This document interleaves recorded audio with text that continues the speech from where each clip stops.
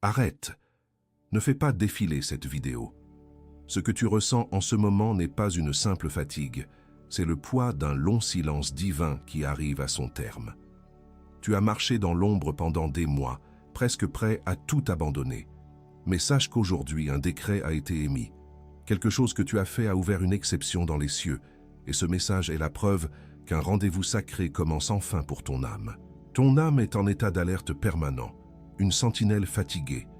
Ton corps porte les stigmates de cette attente. Ce réveil brutal à 3 heures du matin, ce serrement dans la poitrine qui n'a pas de nom, et ce sommeil qui ne répare plus rien. Tu te couches épuisé et tu te réveilles avec l'impression d'avoir lutté toute la nuit contre un ennemi invisible qui refuse de te laisser en paix dans ton propre foyer. Cette fatigue envahit tes pensées, transformant chaque décision ordinaire en une montagne infranchissable. Tu te sens paralysé, craignant que le prochain pas ne soit encore une erreur coûteuse que tu as déjà commise. Tu reconnais les schémas, tu vois les pièges se refermer, mais tu te retrouves à répéter les mêmes cycles avec des personnes différentes, comme si une force invisible te maintenait dans un labyrinthe dont tu as pourtant la carte. Dans ta maison, le silence est devenu lourd.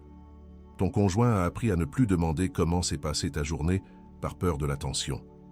Tes enfants sentent ton absence même quand tu es assis à table, car ton esprit est encore sur le champ de bataille. Tu franchis le seuil de ta porte en portant le fardeau du monde, et sans le vouloir, tu décharges cette amertume sur ceux que tu aimes le plus. Je vais te montrer précisément où tu as été ces derniers mois, d'une manière qui donnera enfin un sens à ce silence. Tu te reconnaîtras dans les détails spécifiques de ta propre traversée, pas dans des généralités. Au cœur de ce message, je vais te révéler le nom hébreu caché derrière ton attente et te livrer un protocole de 3 étapes pour restaurer ta clarté. Tout cela se produira ici, dans l'intimité de cette rencontre que nous partageons.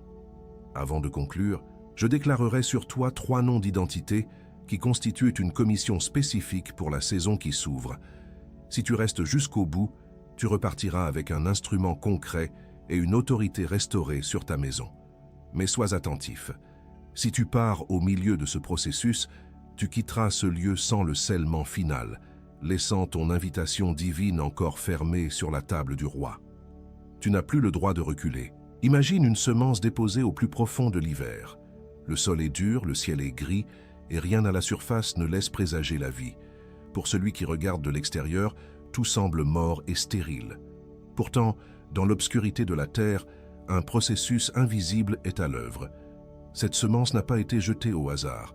Elle a été placée avec intention par des mains souveraines qui savaient exactement quel fruit elle porterait. Tu te sens pressé de toutes parts, mais la vérité est que tu ne t'es pas mal battu. Tu as simplement lutté sans l'instrument qui t'a été promis, mais dont tu ignores encore l'existence. Tu as tenté de traverser une mer avec tes seules forces, oubliant que Salomon lui-même n'a jamais gouverné sans la sagesse appliquée qui transforme un serviteur en héritier. Il est temps de cesser de lutter ainsi avec tes propres mains nues. Positionne-toi dès maintenant en écrivant « Je suis ici » dans les commentaires, comme un décret.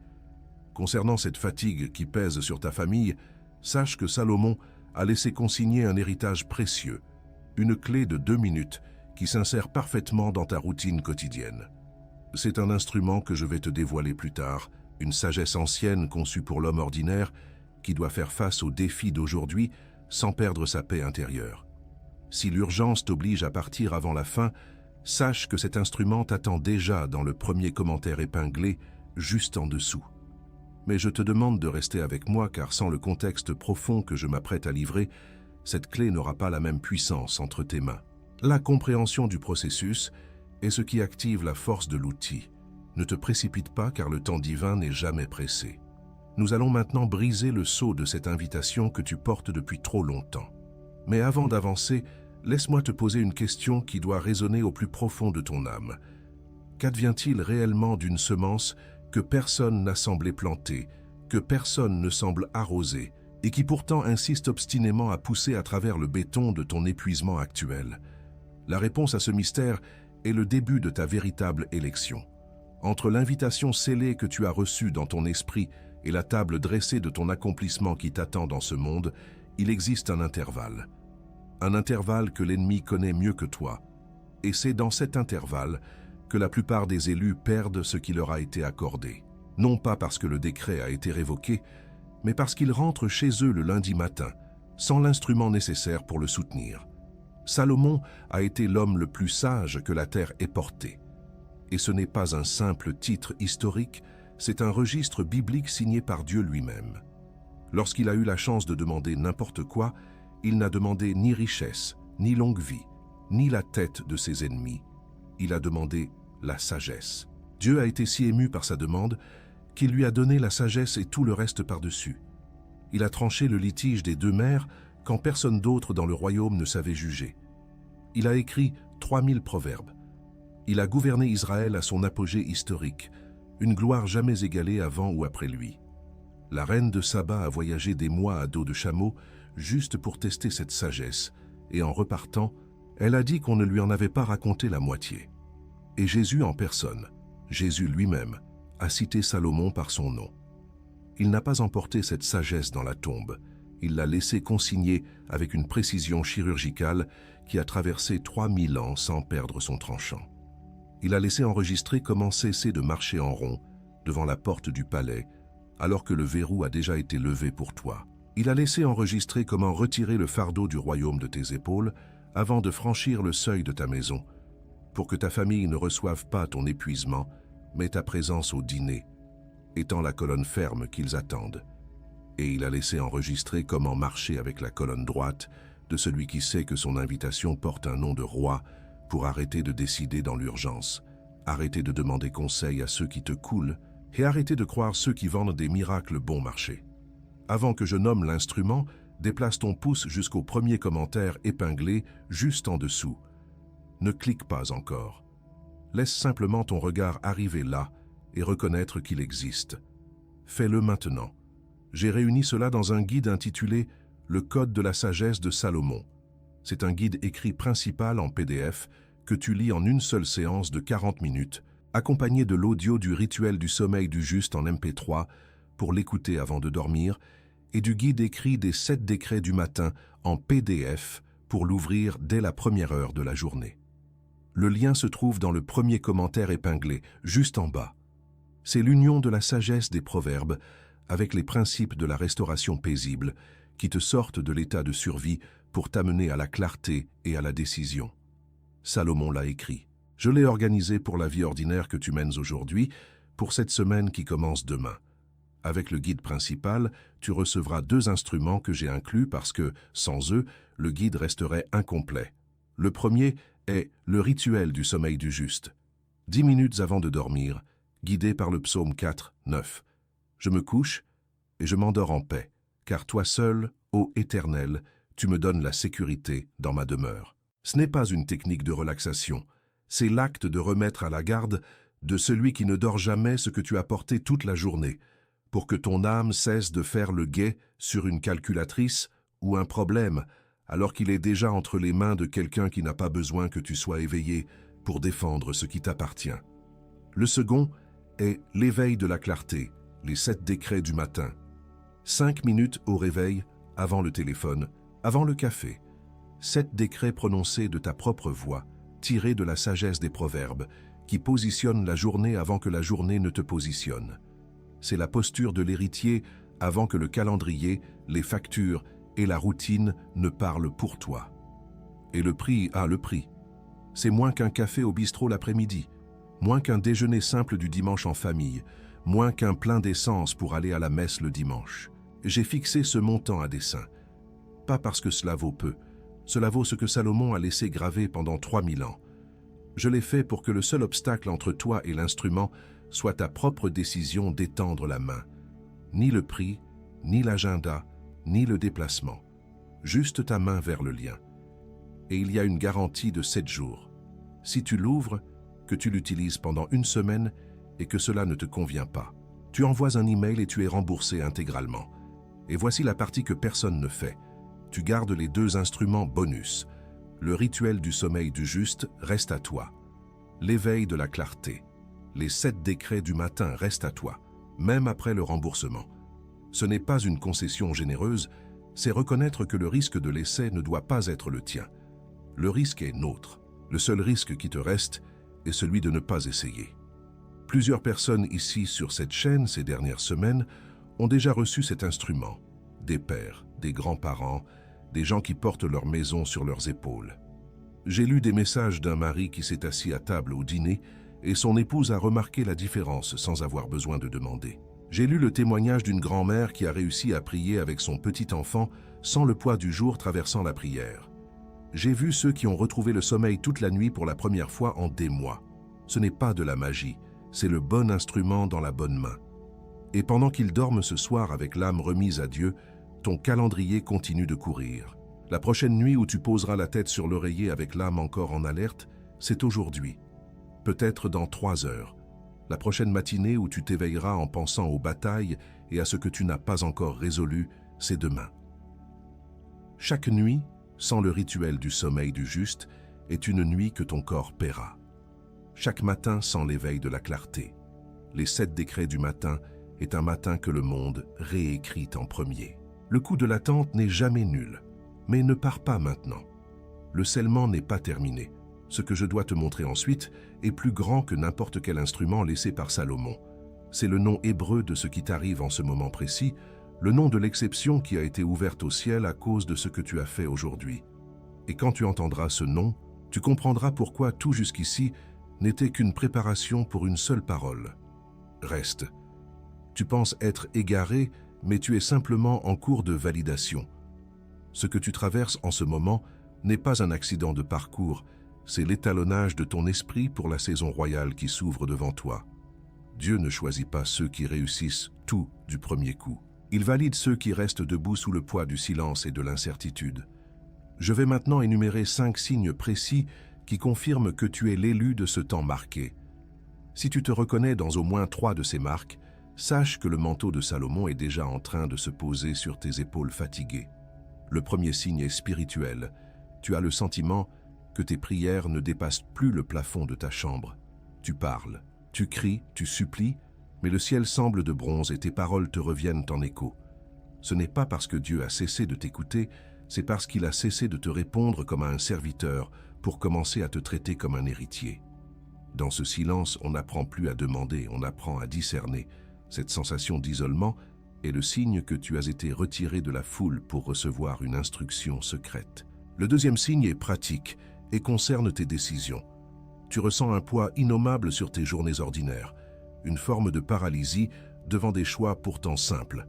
Tu as déjà diagnostiqué tes erreurs. Tu vois les schémas se répéter avec des personnes différentes dans des contextes familiers, et pourtant tu te retrouves à commettre les mêmes fautes, comme si une force invisible bloquait ton discernement. Ce n'est pas un manque d'intelligence, c'est le signe que tu essaies de résoudre des problèmes de palais avec une mentalité de survie. Tu reconnais le piège, mais tu n'as pas encore l'instrument pour le briser. Le troisième signe, le plus cruel, se manifeste dès que tu franchis le seuil de ta porte. Un silence pesant s'installe dans ta maison. Ton conjoint a appris à ne plus poser de questions sur ta journée, car il redoute la tension ou l'absence qui émane de toi. Tes enfants ne viennent plus te solliciter comme autrefois, percevant cette barrière invisible que tu as érigée pour les protéger de ton propre épuisement. Ce n'est pas de la haine, c'est une distance de sécurité. Tu es entouré de ceux que tu aimes, mais tu te sens seul, incapable de décharger ce fardeau sans les écraser. Le quatrième signe touche ton corps et tes ressources. Tu perçois des brèches invisibles par lesquelles ton énergie et tes moyens s'écoulent sans explication. Tu travailles dur, tu sèmes avec larmes, mais les ressources semblent glisser entre tes doigts, comme du sable fin. Ton corps te signale que la réserve est vide. Une fatigue qui ne part pas après le sommeil, une tension constante dans la nuque, le sentiment que chaque tâche est une épreuve de force. Ces fuites ne sont pas des malheurs ordinaires. Ce sont les indicateurs que tu fonctionnes avec un système inadapté à ta nouvelle envergure. Enfin, le cinquième signe est le silence absolu comme seule réponse à tes demandes de confirmation. Tu as demandé un signe tangible, une porte ouverte ou un rêve pour continuer, et tu n'as reçu que le vide. Pour l'élu, le silence est le dernier examen avant l'apparition du moment fixé. C'est l'instant où Dieu vérifie si tu es capable de marcher uniquement sur la base de la parole qu'il a déjà prononcée. Ce vide que tu ressens n'est pas une absence, c'est l'espace nécessaire pour que la structure de ta nouvelle identité puisse enfin s'édifier.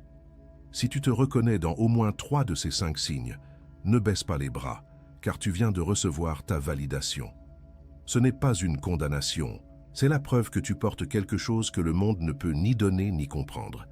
Positionne-toi maintenant, avant que nous n'allions plus loin dans cette révélation. Écris dans les commentaires « Je porte ce que personne d'autre ne porte ». En faisant cela, tu envoies un signal au tribunal céleste pour déclarer que tu as reconnu la saison et que tu es prêt à recevoir l'instrument de ta délivrance. Imagine une chambre de pression située à des kilomètres sous la surface de la Terre. Un morceau de charbon y est enfermé, subissant une force capable de broyer l'acier le plus pur. Pour le charbon, c'est une torture, une agonie, un écrasement final qui semble sans issue. Mais pour celui qui connaît la géologie de l'esprit, c'est le seul moyen de produire un diamant. Ce que tu appelles épuisement est en réalité la pression nécessaire pour transformer ta structure intérieure. Dieu ne t'écrase pas pour te détruire. Il te presse pour extraire de toi la sagesse précieuse. Avant que je ne te révèle le nom hébreu sacré de ce que tu portes, je dois te rappeler une vérité fondamentale. L'instrument que Salomon a laissé consigner, celui dont je t'ai parlé au début et qui t'attend dans le premier commentaire, ne remplace pas le nom que tu vas recevoir. Il est là pour t'aider à soutenir et à défendre ce nom dans le chaos du lundi matin, quand la routine tentera de t'étouffer à nouveau. On ne donne pas une épée à celui qui n'a pas encore de nom de guerrier. Reçois d'abord ton identité, puis saisis l'outil. Il existe un mot en hébreu, une fréquence sonore oubliée, qui définit exactement cette période d'attente et de pression que tu traverses en ce moment. Ce n'est pas un mot pour désigner la souffrance ou l'abandon, c'est un mot pour un rendez-vous sacré que l'on ne peut pas manquer dans le calendrier de Dieu. Quand je prononcerai ce mot dans quelques instants, tout ce que tu as vécu ces derniers mois, chaque larme et chaque porte fermée, s'éclairera d'une lumière nouvelle. Tu ne regarderas plus jamais ton silence de la même façon. Reste car ton temps est arrivé. Ferme les yeux, respire profondément. Pose la main sur ta poitrine, là où bat le cœur fatigué du soldat qui n'a pas encore reçu l'ordre de repos. Ressens le silence de la pièce autour de toi. Ce n'est pas un silence vide, c'est une chambre de résonance. Ton esprit a été préparé pour ce moment précis. Ne laisse pas tes pensées dériver vers les factures, les conflits ou la fatigue de demain.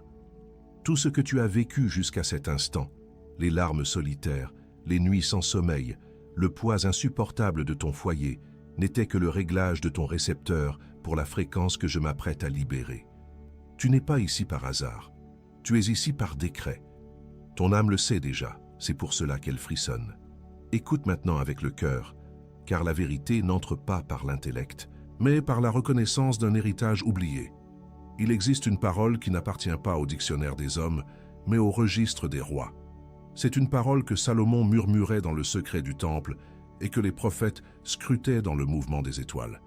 Cette parole, c'est Moed. Prononce-la silencieusement dans ton esprit. Moed. C'est le code sacré qui définit la nature exacte de l'espace que tu occupes en ce moment. Tu pensais être dans un désert, tu pensais être dans une impasse, tu pensais même être dans une punition divine. Mais le ciel n'utilise aucun de ces mots pour te décrire. Le ciel regarde ta vie et murmure ce seul nom. Moed est la fréquence sonore qui brise le sceau de l'invitation que tu portes sur toi depuis ta naissance, mais que tu n'avais pas encore l'autorité d'ouvrir. C'est le nom de ton présent, avant qu'il ne devienne ton futur. Beaucoup de ceux qui étudient les textes anciens traduisent superficiellement ce mot par temps ou rencontre, mais ce n'est qu'une écorce sèche qui cache un fruit d'une densité infinie. Si MOED n'était qu'une simple date sur un calendrier, ton épuisement ne serait qu'une fatigue biologique. Mais la vérité est bien plus profonde. C'est une vérité de palais. Traduire cela par une simple réunion, c'est ignorer la solennité de ce qui se passe dans le tribunal céleste en ta faveur. Ce n'est pas toi qui as cherché ce moment, c'est le moment qui t'a traqué à travers les mois de silence. Ce n'est pas une coïncidence temporelle, c'est une convergence de destin. C'est l'instant où l'éternité décide de s'inviter dans ton lundi matin pour réclamer ce qui lui appartient en toi. Le véritable sens de MOED, c'est l'invitation scellée qui rencontre enfin la table dressée. C'est un rendez-vous divin, un engagement pris par Dieu dans son propre calendrier pour filtrer ceux qui sont simplement appelés de ceux qui sont véritablement les élus. C'est le manteau de responsabilité qui descend sur tes épaules pendant que tu es encore dans l'obscurité.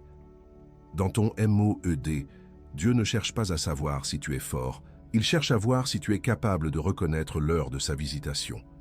C'est le moment où le sceau sur ton front commence à briller d'une lumière que les ténèbres ne peuvent plus ignorer. C'est le passage obligé entre le serviteur qui survit et l'héritier qui gouverne sa maison avec la clarté d'un roi. Écoute ce que l'Esprit déclare dans le psaume 102, au verset 14, selon la promesse éternelle. Tu te lèveras, et tu auras pitié de Sion, car le temps d'avoir pitié d'elle, le moment fixé, le MOED, est arrivé. Comprends bien ceci, Sion, ce n'est pas seulement une montagne lointaine, c'est ta vie, c'est ton foyer, c'est l'équilibre de ton couple et l'avenir de tes enfants. Le texte ne dit pas que Dieu aura pitié quand tu seras parfait ou quand tu auras résolu tous tes problèmes par tes propres forces. Il dit qu'il se lève parce que le MOED est arrivé. Le moment fixé par sa souveraineté a sonné. C'est une convocation royale à laquelle tu ne peux plus échapper. Ta miséricorde n'est pas une émotion divine, c'est un rendez-vous légal qui vient d'être honoré aujourd'hui. Ton épreuve a un nom avant d'avoir une fin. C'est la plus grande révélation que tu puisses recevoir aujourd'hui, ce silence de Dieu que tu redoutais tant, cette impression d'être invisible aux yeux du ciel. Ce n'était pas un abandon, c'était ton MOED. On ne nomme pas ce qui est fini, on nomme ce qui est en train de naître. En donnant ce nom à ta douleur, tu lui retires son pouvoir de te détruire pour lui donner le pouvoir de te transformer. Tu n'es plus une victime des circonstances, tu es un invité au banquet de la providence. Le silence n'est plus un vide, il est une attente pleine de sens. Tu peux enfin cesser de te demander « Quand cela finira-t-il » pour commencer à demander « Que dois-je apprendre à cette table ?» Souviens-toi de la semence dans l'hiver dont je t'ai parlé. Elle ne savait pas qu'elle était dans un sol, elle pensait être dans un tombeau. Mais aujourd'hui, le mot MOED agit comme le code génétique qui réveille la vie à l'intérieur de l'écorce. Cette parole est le signal qui ouvre le dossier scellé de ta véritable identité. Ce que tu portes en toi, cette autorité sur ta maison, cette clarté pour tes affaires, cette paix pour ton sommeil, ne peut pas sortir tant que le code n'est pas activé. Tu as essayé d'ouvrir ton avenir avec les outils de la peur et de l'effort humain, mais seule la clé de la sagesse appliquée peut faire tourner le verrou. L'élu n'est pas celui qui frappe le plus fort, c'est celui qui possède le nom correct du temps qu'il traverse. Maintenant que tu connais le nom de ce que tu portes, je dois te révéler une vérité qui va bouleverser ta vision du monde.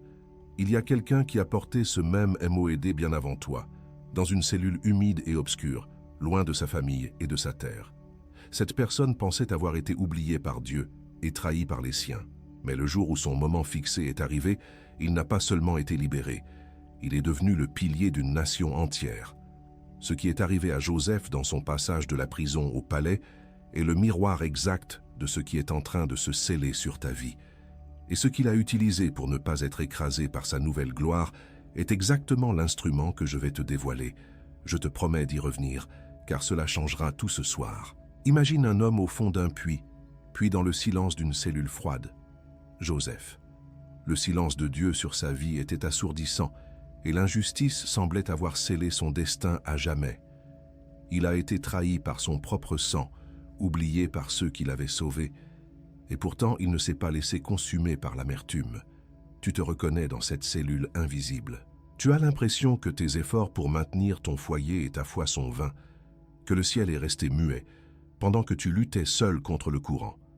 Mais ce que Joseph ignorait dans l'obscurité, c'est que son isolement était son temps d'étalonnage royal.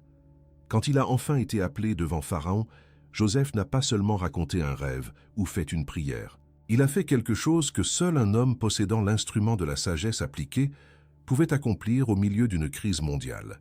Il a identifié les brèches dans l'économie d'un empire et a mis en place une structure pratique pour les années de famine. Il n'a pas seulement eu la foi pour sortir de prison, il a eu l'intelligence de gestion pour administrer les greniers de la nation et sauver des millions de vies. Il n'était pas un simple rêveur, il était devenu un intendant de la sagesse divine dans le monde réel.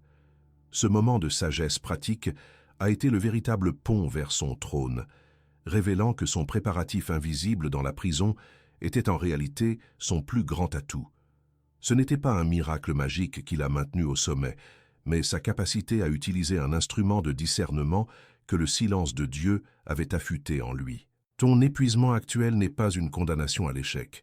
C'est ton temps de préparation pour une visibilité que tu n'as jamais osé imaginer. Ce que tu as appris dans le secret de tes nuits de veille est précisément ce qui te permettra de gouverner tes journées de clarté sans être écrasé par la responsabilité. Avant que je ne scelle ton identité avec les 3 noms que le ciel a enregistrés pour toi, je te demande un geste de positionnement spirituel. Chaque j'aime sur cette vidéo n'est pas un chiffre pour moi, c'est une intercession pour une autre âme qui, comme toi, porte ce fardeau en silence et a besoin de savoir que le silence n'est pas un oubli. Tu ne fais pas cela pour cette chaîne, tu le fais pour celui ou celle qui est encore au fond du puits et qui a besoin de recevoir cette fréquence. Fais-le maintenant, comme un acte de fraternité dans cette bataille pour l'identité. Je déclare maintenant sur toi le premier nom de ta commission. Tu es le gardien de l'attente, celui qui ne laisse pas la parole s'éteindre pendant l'hiver du silence divin. Tu es celui qui a reçu la garde du Moed, ce moment fixé, et qui refuse de quitter son poste de sentinelle avant que l'invitation scellée ne soit enfin ouverte sur la table. Ta patience n'est pas une résignation. C'est une force de garde qui protège l'héritage de ta maison contre les voleurs de paix. Cela signifie que l'ennemi ne peut plus utiliser le délai ou le silence pour te décourager, car en tant que gardien de l'attente, tu as l'autorité de dire au doute qu'il n'a pas sa place à ta table. Ton attente est désormais ton arme la plus puissante, car elle prouve au tribunal céleste que tu es digne du secret royal que Dieu s'apprête à te confier. Ta maison ne sera plus emportée par le vent de l'incertitude, car elle est désormais gardée par ta vigilance restaurée. Je déclare sur toi le deuxième nom. Tu es la cible de la visitation. Tu n'es plus un simple spectateur des miracles qui arrivent aux autres. Tu es devenu le point de convergence de la faveur divine dans cette saison. Le ciel possède désormais tes coordonnées précises, et ton adresse a été inscrite sur le décret de restauration qui vient d'être libéré aujourd'hui. Tu es celui vers qui la solution et la paix voyagent en ce moment même, sans qu'aucun obstacle ne puisse détourner leur course. Cette identité t'autorise à changer l'atmosphère de ton foyer dès que tu en franchiras le seuil ce soir. Puisque tu es la cible de la visitation, la paix n'est plus une option ou un souhait lointain, c'est une invasion légale dans ton salon et dans ta chambre à coucher. Tu peux regarder les tiens avec la certitude tranquille que l'huile de l'onction coule déjà sur ta tête, même si personne ne la voit encore. Tu n'as plus besoin de supplier pour un signe, tu n'as qu'à te préparer à recevoir l'invité. Enfin, je déclare sur toi le troisième nom, tu es l'héritier de la rencontre. Tu es celui qui arrive exactement quand la solution est nécessaire, car tu portes le code de la sagesse de Salomon dans ton sang. Tu n'es pas un invité de passage dans ce moment sacré, tu es celui pour qui la table a été dressée depuis la fondation du monde.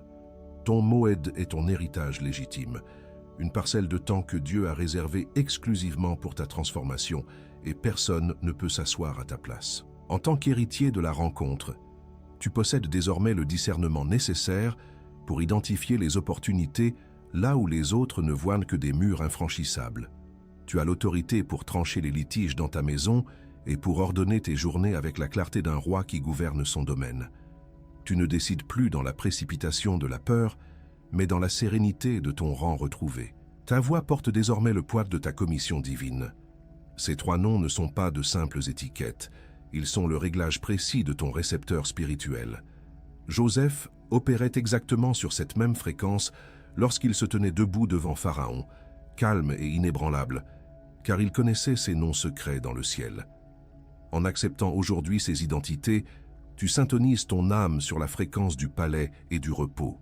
Le bruit assourdissant du monde et des inquiétudes s'estompe enfin pour laisser place à la mélodie de ton accomplissement. Mais sache qu'il y a quelque chose que l'ennemi ne veut absolument pas que tu découvres au sujet de ces 3 noms. Quelque chose qui le terrifie profondément. Car une fois que tu auras compris le secret qui lie ces 3 identités, il perdra instantanément la principale arme qu'il a utilisée contre toi et ta famille pendant toutes ces années. Il ne pourra plus jamais t'atteindre dans ton sommeil ou te paralyser par la confusion. Je vais te révéler ce secret, mais prête une attention totale à ce qui va suivre. L'adversaire sait maintenant que tu as reconnu ton nom. Il ne s'attaquera plus à ton ignorance, mais à ta résolution. Maintenant que tu as l'instrument entre les mains, il va tenter de saboter ta main avant que tu ne fasses tourner la clé. Voici le plan de bataille qu'il a préparé contre ton MOUD et les armes que le ciel t'autorise à brandir. Ce n'est plus une simple lutte spirituelle, c'est une guerre de position. Ne baisse pas ta garde, car le déploiement stratégique que je vais te révéler est ce qui sépare celui qui reçoit une promesse de celui qui l'établit. Sa première tactique est l'érosion par la comparaison. Il s'approche de ton oreille pour murmurer que le calendrier de Dieu fonctionne pour tout le monde, sauf pour toi. Il te montre la réussite rapide des autres, ceux qui semblent avoir sauté les étapes de la prison que tu traverses. Il veut te faire croire que ton temps est plus lent, que tu as pris du retard et que tu as été oublié dans la file d'attente du ciel. C'est le piège de l'erreur répétée, te faire croire que tu marches encore en rond alors que tu es déjà devant la porte. Ton arme est le décret de singularité. Ne réponds pas avec tes émotions, réponds avec ce que Dieu a déjà prononcé sur ton identité unique. Déclare avec force. Ma trajectoire est exclusive. Je ne compare pas mon hiver avec la récolte d'un autre. Ton MOED n'est pas une course contre les autres, c'est un rendez-vous avec ta propre destinée. En refusant la comparaison, tu brises le miroir déformant de l'adversaire et tu stabilises tes pieds sur ton propre terrain royal. Ta saison ne dépend d'aucun homme, mais uniquement du décret qui porte ton nom de fils et d'héritier. La deuxième tactique est l'érosion de la perception. L'adversaire veut que tu interprètes le silence divin comme un rejet définitif. Pour y parvenir, il sature ta maison de bruits statiques et allume de petits incendies domestiques, des tensions futiles, des factures imprévues, des irritations soudaines. Son but est d'étouffer la voix douce et légère qui guide l'élu. Il veut que le poids que tu portes sur tes épaules t'aveugle, au point que tu ne vois plus l'invitation scellée posée sur ta table. Il utilise le chaos quotidien pour masquer la proximité immédiate de ta visitation. Ton arme est la mémoire de l'autel. Quand le bruit devient assourdissant et que la tension dans ton foyer semble insupportable, retourne à l'endroit et à l'instant où Dieu a été inéquivoquement réel dans ta vie. Ce moment n'est pas un simple souvenir, c'est une preuve légale déposée au tribunal du ciel qui ne peut être révoquée par aucune circonstance présente. Rappelle à l'adversaire ce que Dieu a fait là-bas, et la mémoire vaincra ta perception actuelle. Ton autel est le point d'ancrage qui empêche ton âme de dériver dans la tempête du doute. La troisième tactique est l'érosion de la persistance. L'adversaire est un expert en timing. Il sait que la plupart des gens abandonnent à 24 heures du grand tournant. Il va concentrer le poids des 7 dernières années de lutte sur le dernier kilomètre de ta course. Son objectif est de te faire lâcher prise juste avant que le verrou ne tourne enfin. Il veut que tu déposes tes armes et que tu sortes de la chambre de pression alors que le diamant est presque achevé. C'est l'attaque finale contre ta capacité à rester debout à la table dressée. Ton arme est la résistance de la dernière seconde. Quand tout ton corps et toute ta raison hurlent de tomber, tu choisis de rester immobile. Il ne s'agit pas de courir plus vite, mais simplement de refuser de quitter le seuil de ta demeure. Ta persévérance est un acte de guerre légal qui paralyse l'adversaire. En restant ferme sur la parole reçue, tu prouves que ton héritage a plus de valeur que ton confort immédiat. Le ciel observe celui qui refuse de reculer, et c'est cette ténacité qui force l'ouverture des écluses de ta délivrance. Positionne-toi maintenant dans cette armée de l'ombre qui s'apprête à entrer dans la lumière. Abonne-toi à cette chaîne, non pas comme un simple geste social sur un écran, mais comme un acte de positionnement spirituel de ton récepteur pour les jours qui viennent. En t'inscrivant, tu déclares au monde invisible que tu es prêt à recevoir les instructions de combat pour ton MOED. C'est le signal que tu as choisi d'être un gardien de la promesse et que tu ne manqueras aucun détail de la stratégie que le roi déploie pour toi. Maintenant que tu sais avec quoi tu te bats et avec quelles armes tu peux triompher, il reste un acte final à accomplir. Savoir ne suffit pas. Il faut sceller cette connaissance dans la fibre de ton âme. Il y a une prière qui doit être faite en cet instant précis. Pas une prière répétée machinalement par habitude, mais un cri d'autorité qui va résonner dans les couloirs du palais et dans chaque pièce de ta maison. Ce n'est pas moi qui vais prier pour toi, c'est toi qui vas prier, et je vais te conduire. Ferme les yeux maintenant. Pose les 2 mains sur ta poitrine. Respire profondément avant de continuer. Seigneur, nous voici devant toi, dépouillés de nos certitudes. Tu vois cette âme qui ne sait plus comment poser son bouclier, ce corps qui tremble de fatigue dès le premier pas du matin, et ce cœur qui bat trop vite face à des choix qui semblent sans issue. Tu connais l'amertume de celui qui rentre chez lui et trouve une demeure où le silence est devenu une armure, où l'on a appris à ne plus poser de questions pour éviter l'orage. Nous confessons cet épuisement de celui qui a essayé de tout porter seul, de celui qui a pris des décisions dans le brouillard et qui porte aujourd'hui le poids d'erreurs qu'il avait pourtant diagnostiquées, mais n'a pas su éviter dans la chaleur de l'urgence. Mais aujourd'hui, nous ne reculons plus. Nous restons debout dans ce MOED, ce moment fixé par ta souveraineté. Nous recevons ces noms que le ciel a gravés pour nous. Gardien de la promesse, cible de la visitation, héritier de la rencontre. Nous ne quittons pas cette table royale avant que le sceau ne soit totalement apposé sur notre front, que l'identité de l'élu remplace enfin la peau de l'esclave fatigué. Nous acceptons la responsabilité du manteau et la clarté de l'instrument que tu nous confies. Ce qui était caché est désormais révélé, ce qui était brisé est réclamé pour ton royaume. Je t'ai vu, mon enfant. Je t'ai vu dans ces nuits où tu fixais le plafond dans l'obscurité totale et où ce serment cruel dans ta poitrine arrivait avant même que ta première pensée ne soit formée. Je t'ai vu lutter contre le réveil alors que tes membres semblèrent de plomb portant une fatigue que l'eau du matin ne pouvait laver. Ce n'était pas seulement ton corps qui criait, c'était ton âme qui cherchait désespérément un refuge que le monde ne pouvait offrir. Je connais chaque battement de ton cœur accéléré par une peur qui n'a pas de nom, et je suis descendu pour y mettre mon repos. Je t'ai vu dans ces décisions prises au milieu du désespoir, quand la clarté n'arrivait pas à temps et que tu agissais par peur de tout perdre, pour ensuite te réveiller le lendemain avec le poids cuisant d'une erreur que tu avais pourtant diagnostiquée, mais que tu n'as pas su éviter. Je t'ai vu regarder tes mains vides et te demander si elles sauraient encore un jour construire quelque chose de solide pour les tiens. Je connais ce sentiment de paralysie devant la table de tes projets, cette crainte que chaque nouveau pas ne soit qu'un écho de tes échecs passés. Aujourd'hui, je dépose mon discernement dans ta main. Je t'ai vu franchir le seuil de ta porte le soir, déchargeant sur ceux que tu aimes tout le poids insupportable que le monde avait entassé sur tes épaules durant la journée. J'ai vu le regard de ton conjoint se détourner pour ne pas montrer sa peine. Et j'ai vu tes enfants apprendre jour après jour à ne plus rien te demander pour ne pas réveiller ton amertume. J'ai vu ta propre douleur dans ce silence de table, ce vide immense entre toi et ceux qui partagent ton pain. Je connais le prix de cette solitude au milieu des tiens, ce fardeau de pilier qui se sent sur le point de s'effondrer. Je viens restaurer la paix de ton foyer. Mais aujourd'hui, je romps ce cycle de douleur. Ce que tu as appelé abandon n'était que mon processus de raffinement secret. Je ne t'ai pas brisé. Je t'ai ouvert pour que ma sagesse puisse enfin y couler. Je te donne aujourd'hui une autorité nouvelle sur ta propre maison. Ne sors plus de chez toi comme un serviteur en sursis, mais comme un héritier investi d'une mission royale. Je dépose sur toi la clarté qui manquait à tes choix et la force qui manquait à tes nuits. Ton nom est inscrit dans mon calendrier sacré et ce rendez-vous ne sera pas reporté. Tu es mon élu. Tu es engagé. Tu es commissionné. Tu es envoyé, tu es engagé, tu es commissionné, tu es envoyé, tu es engagé, tu es commissionné, tu es envoyé. Ne dis pas encore Amen. Reste dans ceci. Laisse le poids de cette vérité s'enfoncer dans tes os et calmer le tremblement de tes mains. Ressens le changement d'atmosphère dans la pièce où tu te trouves en cet instant. Le scellement est en train de se solidifier, marquant la fin de ton errance et le début de ta gouvernance. Ton invitation scellée est enfin ouverte. Souviens-toi de la semence dans le froid de l'hiver dont je t'ai parlé au début.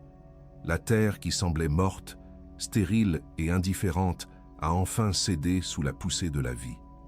L'écorce de ton ancienne identité s'est brisée et ce qui était caché dans le secret de tes larmes a commencé à percer la surface. Ce qui n'était qu'un espoir fragile est devenu une structure vivante et indestructible. La vie a triomphé du silence et la récolte de ton MOED est désormais une réalité que tes yeux verront dès demain. Maintenant, tu peux dire Amen. N'ouvre pas encore les yeux, garde les mains sur la poitrine, le sceau est frais, et c'est précisément maintenant que l'adversaire va tenter sa première attaque. Ce qui a été scellé ici maintenant sera testé dès le premier lundi matin. Quand le réveil sonnera, quand la routine reviendra, quand la voix du cycle tentera de relire ce qui s'est passé aujourd'hui comme une émotion passagère du dimanche soir. Celui qui a été commissionné sans instrument marche en terrain découvert sans ce que Salomon a laissé enregistrer exactement pour cet instant. L'exception a été ouverte au ciel. Maintenant, elle doit survivre au jour ordinaire. Le code de la sagesse de Salomon se trouve dans le premier commentaire épinglé, juste en dessous. Non pas comme un substitut à ce que tu as reçu dans ce message, mais comme un compagnon pour défendre ce qui a été scellé. Parce qu'un décret sans instrument s'altère dès le lundi matin, et l'adversaire compte sur le lundi, moins qu'un café au bistrot l'après-midi, moins qu'un goûter du samedi, avec une garantie de 7 jours et les 2 instruments de bonus qui restent avec toi, même si cela ne te convient pas. Le risque est nôtre. La main est la tienne. Clique maintenant, alors que le décret est encore vivant dans ta poitrine. Pas demain, pas après la douche, pas après en avoir parlé à quelqu'un, car celui qui remet à plus tard remet à jamais, et l'adversaire compte sur le plus tard. Cette voix qui chuchote en ce moment, tu verras plus tard, décide demain. Ce n'est pas le moment. Cette voix n'est pas la tienne.